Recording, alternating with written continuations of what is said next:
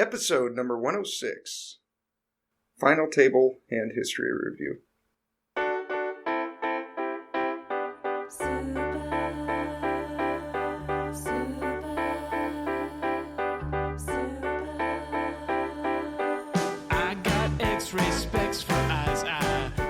Welcome to the Heads Up Poker Podcast. This is Steve Barton, and thank you for tuning in. Thank you for telling a friend, thank you for sharing, and thank you for helping grow the podcast. I love it. Last week we had a little hiccup. Mike and I got on and we rapped for about an hour and a half, and there was a whole bunch of clicks in the episode, and it was really just unusable. So did a whole bunch of troubleshooting, and with Andrew's help, found out that it was my computer. And I had suspicions of this from before. Other things were going wrong, like, on a Sunday grind, I'd be playing for 10 or 12 hours, and I'd have to restart my computer 2 or 3 times. It was really frustrating, especially on Ignition, where, you have a tracking software that's keeping track of all these guys, and especially if you run deep, like I did in this tournament I'm going to review. Yeah, the stats would reset every time. So here I'm sitting at a final table. We're down to 4, and the stats restarted when I restarted my computer, and everything, the 100 hands that I had on these guys was just gone like a fart in the wind. So that's all right, though. We're basically going to be playing against unknown players, and we'll have to start from scratch 4-handed, because I can't remember what player 72's tendencies were and player 82's tendencies were and like that, because everyone's anonymous on here. But anyways, it was a fun tournament. It was good to get some money in the bankroll, and I've been on a bit of a downswing for the last month and a half or so, and this felt like I was turning it around. So I hope you guys had a great holiday and Happy New Year. I had a lot of fun out in Vegas. My wife and I both had to work over Christmas, but we had our Christmas before then. It was fun. And tonight, recording here on the 31st, going over to a friend's house tonight to celebrate New Year's. So should be good times. I hope you guys have had fun too. So this tournament that we'll be reviewing is it's a Bovada. I'm sorry, I keep saying that. Ignition tournament. It's a 5K guarantee. If you guys play on Ignition, you might recognize this one. It's a 5K guarantee, 10K in chips, 10-minute levels. We're down to 4, and I believe this was a $33 buy-in, if my memory serves me correctly. So first place pays about $12.50. Second place, I believe it paid $8.50. Third was $600, and fourth was $4.50. So we can get going here on the tournaments, but first I want to tell you a little something about Elliot Rowe, a poker hypnosis mindset coach. He has MP3s, he's got hypnosis tapes that you listen to before you play, just like I did before this tournament. If you're playing online tournaments or online cash or live MTTs or spin and goes or whatever your game is, he's got an MP3 for it. It's about 10 minutes long. You listen to it before you play, and it will get you in the right mindset for the type of game that you're going to play. You can try one for free. It's a 7-minute tilt buster. You download it by clicking on the link in the show notes, or go to HeadsUpPoker.Poker and click through the links there, and you'll find a 7-minute tilt buster. And throw it on your phone, listen to it before you play, and try it out. It's only 7 minutes long. It can't hurt. This guy he went to school to be a hypnotherapist, and he's got these awesome meditation tapes with music in the background. It gets you totally relaxed. It gets you in the right mindset so you're calm, cool, and collected when you're playing. You just don't go on tilt after listening to these things. They're amazing. I love them. So try one out for free. And click on the link in the show notes and throw it up on your phone. Tell me what you think. I love getting your guys' emails. Okay, so we're down to 4. What we've got here is we are starting this right here when we pulled up our computer after having to restart it and everything. We're got a new computer on the way, so hopefully all that issues are going to be gone. We had some recording issues over the last couple of months that have just been a nightmare. And after this, I'll be able to start bringing guests back on again. And this whole time, it's just been my been my computer. So I'm getting an awesome computer. It should be here, I think, tomorrow or the next day. And it's got a terabyte of hard drive. It's got 12 gigs of RAM, Windows 10. It's got one of the fastest processors that they make right now. I am super excited. I should be able to 12 table after getting this thing. This should be awesome. Okay, so we are in the small blind. Let's see, we're four-handed. We have 16 big blinds. The big blind has 18 big blinds. Under the gun has 17 bigs, and the button has 22. Okay, so that kind of gives you a little background there. It folds to us in the small blind. We've got 9-3 offsuit. So we're starting here with unknown players. Unfortunately, our HUD didn't carry over with the hands because Ignition is anonymous players, and so we just dumped the 9-3 offsuit in the small blind. I think that's pretty undebatable when we have 16 bigs and the big blind has 18. So that's what we do there. Go on to the next hand. We're going to be on the button, and we've got by the way, blind levels are 8,000, 16,000, and the ante is 2,500. Okay. So we're on the button. Very next hand, we pick up Pocket Kings, so that's a nice hand to come back to. We min raise to 32,000. The small blind folds, and the big blind completes. We've got 15 bigs. The big blind has us covers with 17 bigs. Okay. I think he's going to be calling pretty wide here. Again, he's an unknown because this is only the second hand of tracking him here. Actually, the HUD says it's the fourth hand, so maybe it started recording hands a little bit before it was able to put them up on this replayer. But, basically unknowns. So we get a flop of 10-5-3 with two spades. We do not have the king of spades. And the big blind checks, and it's on us. So into a pot of 78,400. We've got stacks are about 210,000 effective. We got almost 80K out there. The question here is, do we bet or do we check? On boards like this with overpairs like so, and this could be wrong, but I like to continuation bet here if I don't have a spade. And we do not have a spade because there's two spades on the board. We have a club and a diamond. I like to continuation bet here if we don't have a spade and check back here if we do have a spade. We have such a strong hand, heads up, against a big blind defend to a min raise from the button. So super wide here. I think if we see bet here, we're going to get called by any 10, any 5, and possibly a strong 3. I think we're going to get called by any kind of flush draw, any straight draws, and I think he's folding pretty much everything else. He's probably going to call with like wheel aces, something like ace 2, ace 4. But other than that, I think he's pretty much going to dump it. So if we got a spade here, I like checking it back. Since we don't, that puts more flush draws in his range, and we might get paid off by those. So I like a C bet here. I like to make it pretty small. I make it 2,600 into 78. I'm sorry, 26,000 into 78, and then he ends up check folding. We went with our kings there. So I think that's a fine result. We would have liked to get action, but better than nothing. Okay, the very next hand, we're under the gun now, and under the gun here, four-handed is going to be in the cutoff, so we're just one off the button. Very next hand, we get king 4 suited.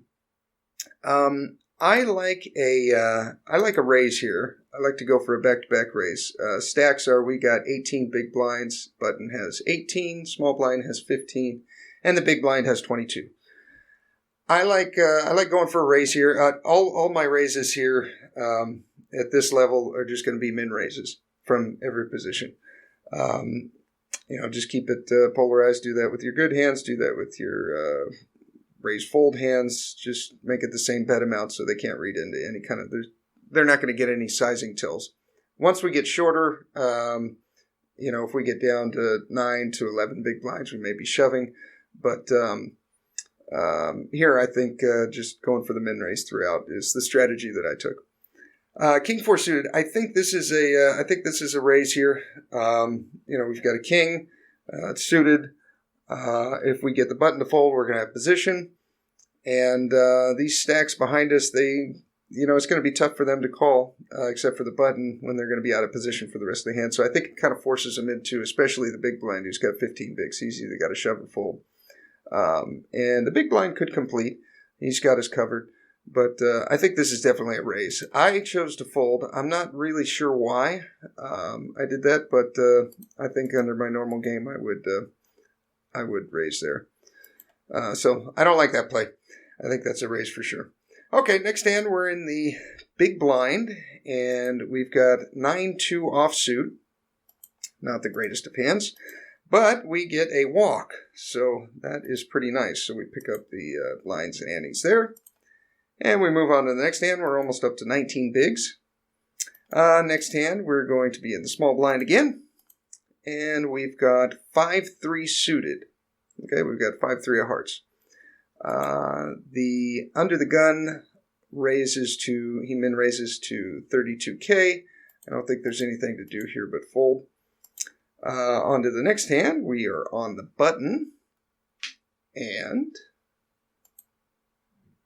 we have 6-7 offsuit.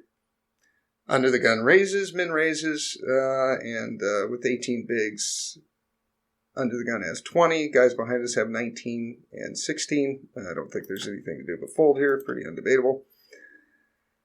Next hand, we're under the gun. We're in the cutoff. And we pick up 10-2 suited. Mike and I reviewed this final table, and he said something interesting here, and he said, this might be worth a raise. He said the table's playing fairly passive. We haven't seen any 3 bets yet. It might be worth just clicking in a min raise there. And the small blind and the big blind are down to 15 and 16 big blinds respectively. And, we can obviously raise fold this. It's suited. They've been playing passive. And as I reviewed this with Mike, I think this kind of showed he's a little bit more aggressive than me in spots like this. And, maybe I need to adopt a little bit of that as well. But I go for the fold, and the big blind ends up getting a walk. So we might have missed a spot there. Okay, now we're in the big blind, and we've got Jack-7 offsuit. Under the gun, button fold, and small blind folds. Okay, so we've gotten 2 walks in a row here. This is pretty good. We're liking these walks. Walks are nice. Okay. Again, we're in the small blind here. Blind levels just went up. So the levels now are 10,000, 20,000 with let's see, what's the ante? The ante is... I misspoke with the antes before. The antes before were 1,600. Now they're 2,000. The antes are 2,000 now. Total pot is 38,000 to start. In our stack, we got 286 for about 15 bigs. Okay, we got 3-7 offsuit in the small blind. Probably not doing anything with this. Under the gun shoves for 11 bigs. Button folds. We can't fold our hand fast enough. And the big blind calls with ace-king. And unfortunately, we get a run out where he gets runner, and under the gun, he lives another day. He caught a wheel, so he's back in it now. He doubled up. Ladders would have been nice, but that's all right. Can't control that. Okay, now we're on the button, and we have 10-6 offsuit. It folds to us on the button. This is... I didn't even think about this. I just dumped it.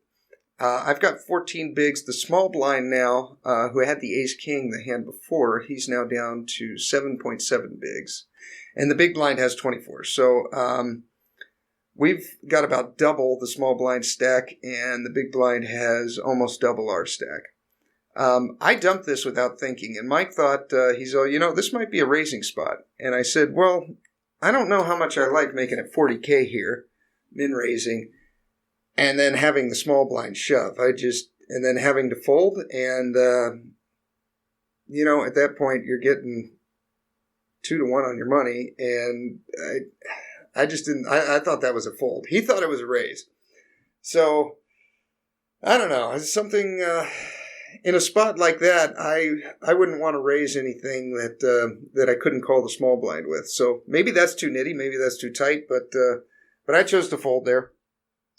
And when I folded, the small blind shoved, the big blind folded, and the small blind picked up a couple of blinds.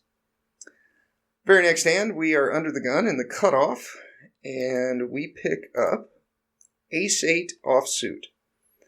So we got 14 bigs. Button now has 9, small blind has 23, and the big blind has 12. So we're second big stack. And this is where I'm not too sure if this is the right move or not. I end up shoving. And I thought ace-8 is better than average hand. I might get some other hands to fold, like maybe small pairs and stuff like that that have a slight edge on us. I thought this was a shove. Mike thought it was a snap shove. I don't know. Maybe I should just be raising my min raising my whole range here that I'm raising. That way I can call the button if he thinks he's got fold equity and he reshoves. I don't know. I think the only real mistake you can make here is folding. I think calling, min raising, and shoving I think are all good. Shoving is probably the best, but that's what I do. I end up shoving it. Everyone folds. And we move on to the next hand. Now we're in the big blind. And we've got Queen 6 offsuit. Under the gun folds. Button shoves all in. And he's shoving into, the small blind has 12 bigs, and we've got 16. But we can't do anything with Queen 6 offsuit here, so we dump it. Next hand, we are in the small blind. Blinds are still 10K. 20K, and we have King 3 suited. The button shoves. Now, he's been pretty passive so far. He's the one that's given us a walk twice. I don't think we can do anything with King 3 here. I think that's way too light to call. So we fold, and the big blind folds. And we go on to the next hand. We're on the button now. And we have Jack 6 offsuit. The under the gun folds, and it's on us. And again, Mike was kind of arguing. He said, this table's been pretty passive.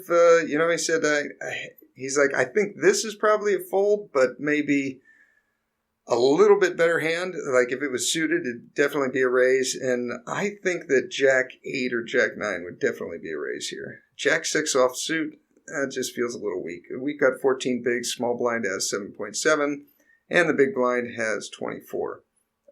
So maybe he's right. Maybe that is a raise. Maybe I should turn up the aggression a little bit. Yeah, I'm not sure. I think I could go either way on that. The small blind ends up shoving for 7.7 bigs, and the big blind calls. Small blind's got ace 6 off. Big blind has queen 9 off. So I think I might have called that as well with queen 9 because he's going to be shoving really wide there in the small blind. With the run out, small blind catches an ace, and we're still 4 players. So the game continues four-handed. Stacks have evened out quite a bit. We have 14 bigs. There's 15, 16, and 13 bigs. So we're all pretty even here. Under the gun in the cutoff, we've got Queen 7 suited. So, I think this is a pretty mandatory raise here. Yeah, I think we got a raise. If it was offsuit, I think you could argue for a fold, but I think this is just towards the bottom of our raising range here, and especially since the table's been fairly passive, click in a raise. I click in for 40, so I min raise it to 40. The button calls, small blind folds, big blind folds, and we go to a flop. So what would the button call here when we've got 14 bigs and he's got 16? I think he's calling there with 8, maybe not any ace, but probably definitely wheel aces. He might be calling any ace. He's calling a lot of broadways. He's probably reshoving. the small players. He's calling with his nutted hands. And maybe some suited connectors in there. 10-9, Jack-10, 8-9 suited, stuff like that. We go to a flop. It is Ace-5-5 with 2 hearts. We have the Queen-7 of clubs, and there's 1 club out there. Action is on us, and we got to put a bet in here somewhere. And do we do it on the flop or do we do it on the turn? I think we should probably do it on the turn. We got a backdoor flush draw. It's like a delayed C bet. I like a turn bet here. If we could catch it, if he checks behind, we get a free card. We get to see if we could get a club. If we get a 7, we can check call with, we got showdown value. If we get a queen, we can do the same thing. With a club, we can fire. I like to go for a bet on the turn here. I check. Button checks behind. I think he's going to check behind all his aces. He's going to check behind all his broadways. He's probably checking just about his entire range, except for maybe small pairs and medium pairs. So he checks behind. He's probably betting all his heart draws. I think he's going to be checking a big part of his range here. Now the turn is an offsuit 4, so the board now is Ace-5-5-4 with 2 hearts. We didn't catch a club. We didn't catch any kind of a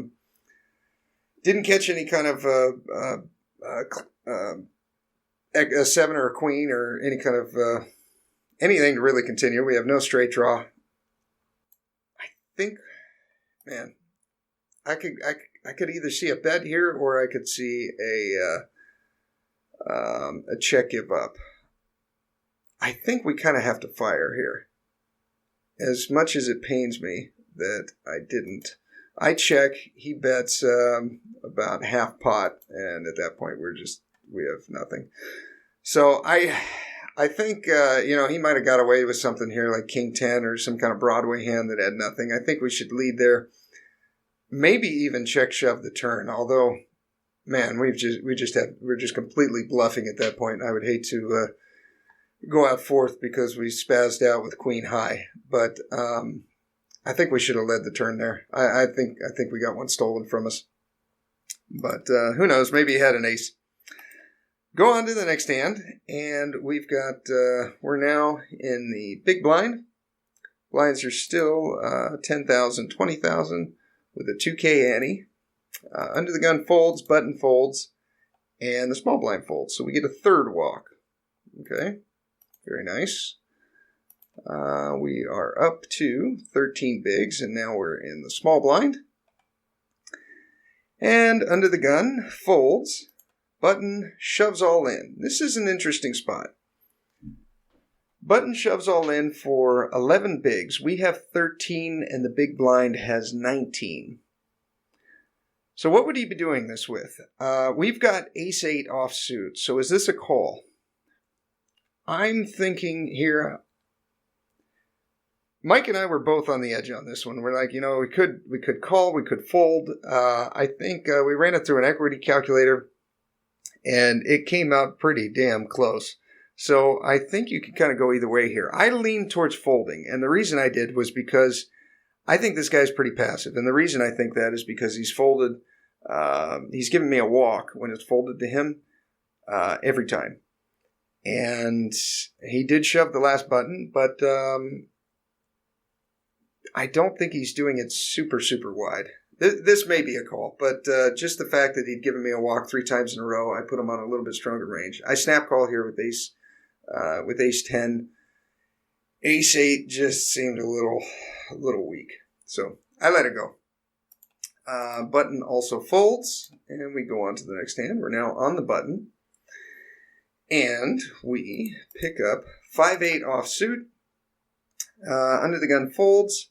It's on us, and I think this is fine to let it go. We've got 12 bigs. Small blind has 18. Big blind has 16. So we let that one go.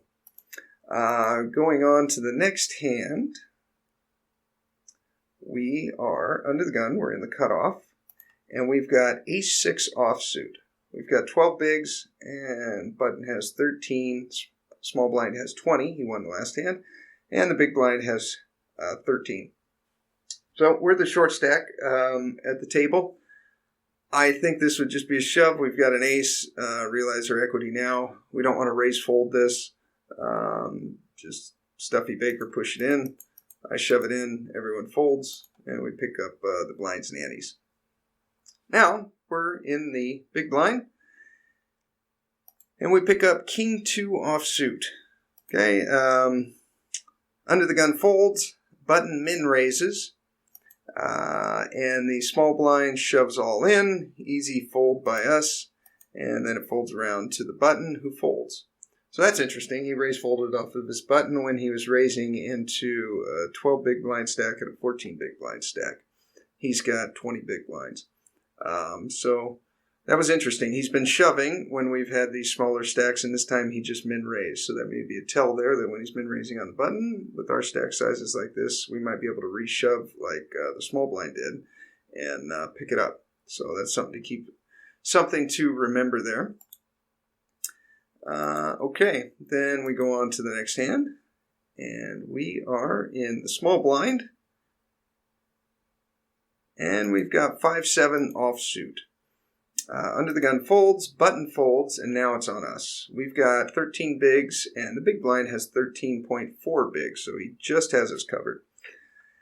What to do in spots like this? I don't like raising this hand. It's too weak. And I don't like folding it because it's kind of connected.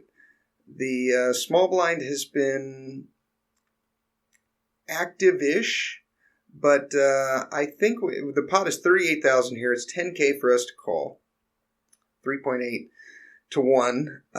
I like just a limp here and see what he does. Kind of establish that dynamic. I've been experimenting with this for months now, blind on blind battles in the small blind and limping a lot of hands and just kind of seeing what the big blind does. And if they check back a lot, you get to see a flop getting almost 4 to 1, with a lot of hands. So I like doing this with the 7-5. 7-4 off, I would have folded. A hand like this, I think it's worth a limp and just see what he does. I limp, he checks.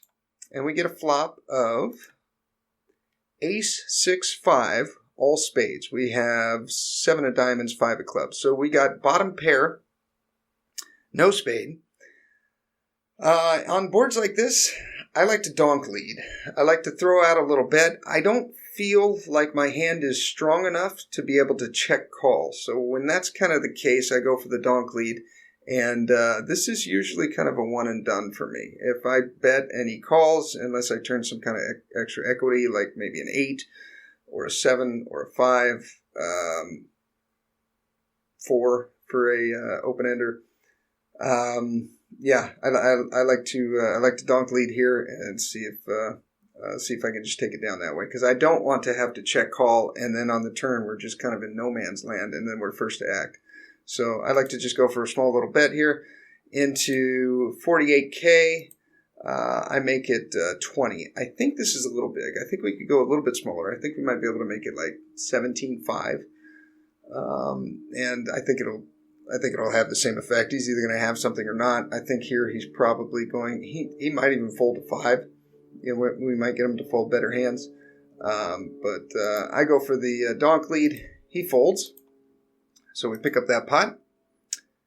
Now we are on the button.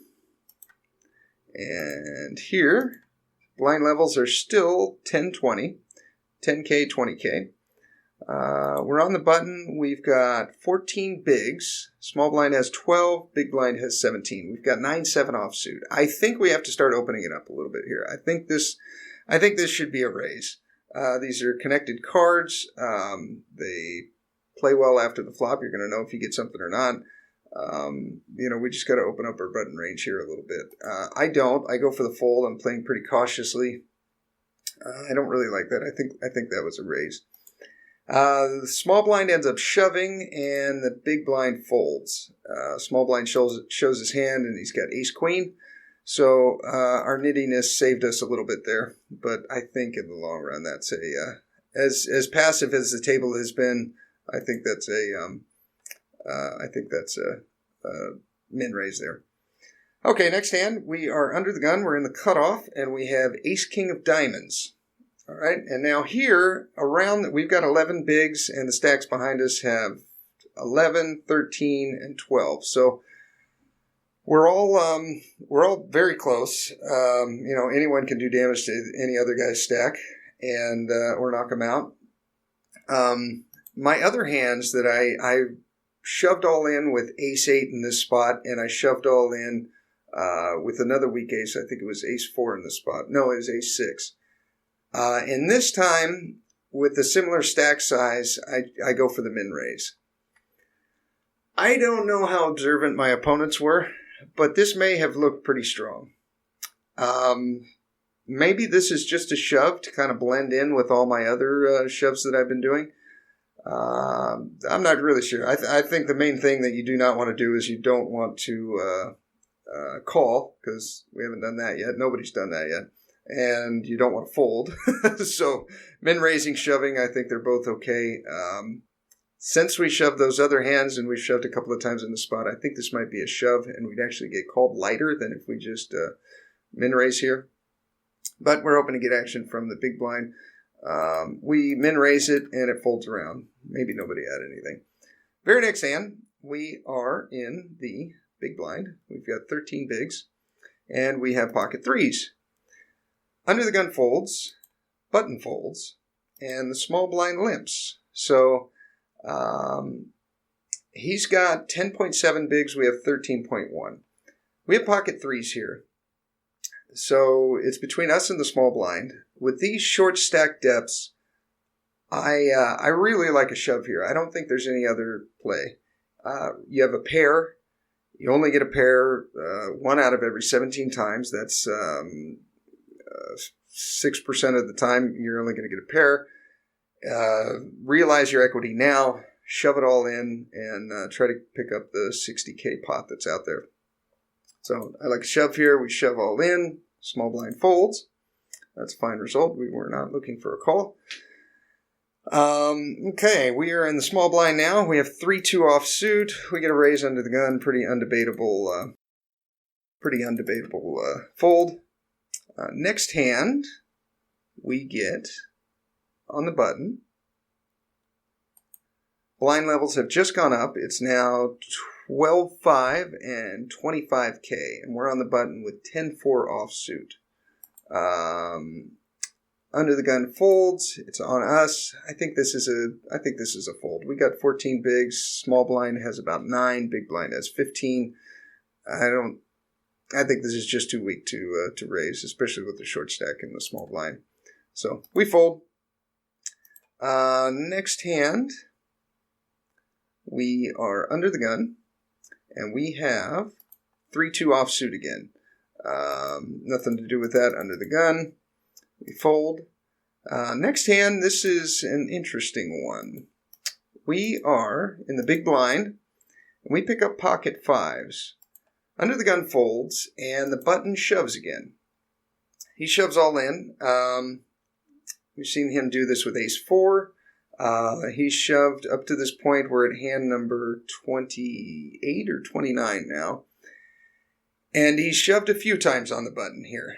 And, okay, so the stacks here, we've got 14 bigs. Under the gun has 7.4. Button who shoved has 18. And the small blind has 8 bigs. So with 14 bigs, it folds to us. Now, what do? Do we call the button here with pocket fives? I ran this through ICMizer. I put in the payouts, and I ran it through. I put that that the button was going to be shoving. I think this might be a little bit loose, but I put that he's shoving Queen Jack suited plus. He's shoving all pairs. Queen Jack suited plus, King 10 suited plus, all aces, King Jack off, King Queen off. That may be a little wide, but after plugging those ranges in here, ICMizer said that this was a fold. I thought that this was a snap call. But ICMizer here, unless I'm inputting something in the program wrong, which I don't think I am, it says that Jacks plus is a call and Ace King suited. And it even says that Ace King off is a fold. And the only thing that I can figure as to why it would be so tight there is because you have two stacks that are shorter than us. You've got a stack with 7 bigs and a stack with 8, and we've got 14. And the only guy that can knock us out just shoved for 18 bigs. So I think this, unless I'm inputting something wrong in ICMizer, which I don't think I am, I was just so shocked at how tight that was that, I thought, oh, maybe I grossly overplayed my hand here. But I went for the call. I thought I was ahead of a lot of his range, but I think the real thing here is that you have two shorter stacks. That you almost have double their chip stack. You do have double chip stack of one of them, and so I guess this is a fold. I end up calling, and the button shows pocket 3, so we are way ahead until the flop. He spikes at 3, and we never catch up after that. We hit a gutter ball on the turn. We hit an ace, so the flop was. King 4-3. The turn was an ace. We needed to bink a 5 or a deuce, and we do not. So GG. We ended up getting 4th place in that one. But it was a fun tournament. It was good to run deep in that, and especially when my computer's been shutting down during play like that. I was very grateful to make it to as far as I did to 4th place. I had a couple of suck outs there that it would have been nice to ladder up. And the guy that sucked out twice, he was the one that knocked me out. So actually 3 times if you count the pocket 3s. So, oh well, GG. But that's going to be it for this week. We are going to have on a guest next week when I get my new computer. We can start doing guests again. And I am super excited to get the ball rolling and not be getting timed out of tournaments here. A little bit hectic in the Barton household. We've got... we're getting new carpet in the house, so we're basically moving. We have to move everything out of the house and move it into the garage, anything that's on the floor anyways. We can keep our clothes hanging in the closet, but that's about it. So we got to clear everything out of the house, and the guys are going to come and tear up the carpet here in a couple of days, and then put in new carpet about a week after that. So we'll be living on concrete here for about a week, but after that it should be pretty nice. So... thank you for tuning in. Thank you for sharing. Thank you for everything you do. And here is your weekly motivational speech. So you don't think you can? You don't think you can do it? Think again. No, you can. If you haven't done it, keep striving. Keep working. Don't let up. Things don't come easy. You gotta find it, whatever it is, within yourself. Don't quit. Don't quit. Don't quit. So just because you fail doesn't mean you're a failure, all right? So I just need you to do me a huge favor, and I just need you to keep going, try to make that one different decision that you've not made before. Then my last one is don't let the distractions distract you. I know, real simple, but don't let the distractions distract you.